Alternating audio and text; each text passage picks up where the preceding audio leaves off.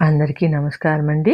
భగవద్గీత 4వ అధ్యాయము జ్ఞానయోగము 38వ శ్లోకము. నహి జ్ఞానేన సదృశం పవిత్రమిహ విద్యతే తత్స్వయం యోగ సంసిద్ధః కాలేనాత్మని విందతి. 38వ శ్లోకం. నహి జ్ఞానేన సదృశం పవిత్రమిహ విద్యతే తత్స్వయం యోగ సంసిద్ధః కాలేనాత్మని విందతి. శ్రీకృష్ణ పరమాత్మ అర్జునుడితో ఇలా చెప్తున్నారు. అర్జున, జ్ఞానం యొక్క విశిష్టతను గురించి ఇంకా వివరంగా చెప్తాను విను. ఈ ప్రపంచంలో పవిత్రమైన వస్తువులు ఎన్నో ఉన్నాయి, కానీ జ్ఞానం వంటి పరమ పవిత్రమైనది మరొకటి లేదు. అన్నిటికంటే పరమ పవిత్రమైనది జ్ఞానము. మానవుని పవిత్రుడిని చేయడంలో జ్ఞానమును మించినది ఏదీ లేదు. మానవునిలో అజ్ఞానమును నిర్మూలించి ఆత్మానుభూతిని కలిగించేదే జ్ఞానము. అటువంటి జ్ఞానమును యోగ సిద్ధిని పొందిన సాధకుడు కాలానుగుణంగా తనకు తానే స్వయంగా పొందుతున్నాడు. మనకు కనిపించేది ఈ దేహము. దీనిని శుద్ధి చేయాలంటే గంగా స్నానము, పవిత్ర జలాలలో స్నానము, పరిశుభ్రంగా ఉండడము, పూజలు వ్రతాలు చేయడము మొదలగునవి చేస్తాము.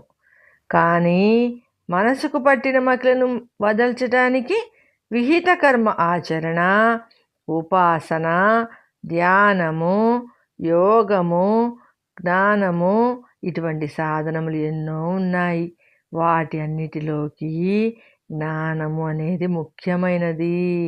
ఈ జ్ఞానము మన మనసులో ఉన్న అవిద్యను తొలగిస్తుంది. మరి ఈ జ్ఞానం ఎలా వస్తుందంటే కొనుక్కుంటే రాదు. స్వయం అంటే ఎవరికి వారు సంపాదించుకోవాలి. జ్ఞానం కలగటానికి గురువు, దైవము కేవలం తమ వంతు సాయం అందిస్తారు, కానీ జ్ఞానం మాత్రం ఎవరికి వారు సంపాదించుకోవాలి. వచ్చిన జ్ఞానాన్ని అనుభవంలోకి తీసుకొని రావాలి. ఇవన్నీ ఎవరికి వారు చేసుకోవాలి. అందుకే స్వయం అనే పదాన్ని వాడారు. జ్ఞానం సంపాదించడానికి ముందు కర్మయోగమును చక్కగా అవలంబించాలి. నిష్కామ కర్మను అనుష్ఠించాలి. ఇంద్రియ నిగ్రహం పాటించాలి. చిత్తశుద్ధి కలగాలి. అప్పుడే జ్ఞానం సంపాదించడానికి అర్హుడవుతాడు. ఈ జ్ఞానం ఎక్కడ పుడుతుంది అంటే ఎవరి హృదయంలో వారికి జ్ఞానం పుడుతుంది. ఒకరి హృదయంలో పుట్టిన జ్ఞానం మరొకరికి పంచడం అనేది కుదరదు. ఎవరికి వారే జ్ఞానం సంపాదించి అనుభవించాలి. ఈ జ్ఞానం రావడానికి ఇంత సమయం అనేది ఏదీ లేదు. కాలం పట్టవచ్చు, లేదా కొద్ది కాలంలోనే రావచ్చు. చిత్తము ఎప్పుడు నిర్మలమయ్యి జ్ఞానం సంపాదించడానికి అనువుగా ఉంటుందో అప్పుడే జ్ఞానోదయం అవుతుంది.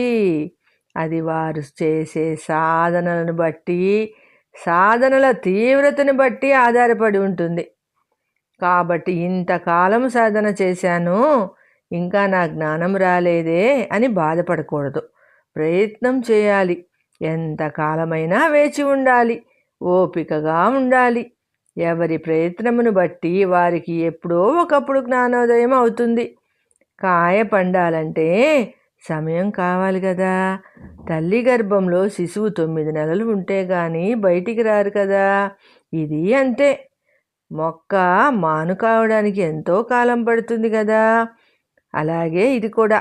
కాబట్టి ఓర్పుతో, నిశ్చల మనస్సుతో నిష్కామ కర్మలు చేస్తూ ప్రాణాయామం లాంటి సాధనలు చేసి ఇంద్రియ మనోనిగ్రహములను పాటిస్తే, హృదయం నిర్మలముగా ఉంచుకుంటే జ్ఞానము తప్పకుండా కలుగుతుంది. సర్వేజన సుఖినో భవంతండి. జై శ్రీమన్నారాయణ. నెక్స్ట్ 39వ శ్లోకంతో కలుసుకుందామండి.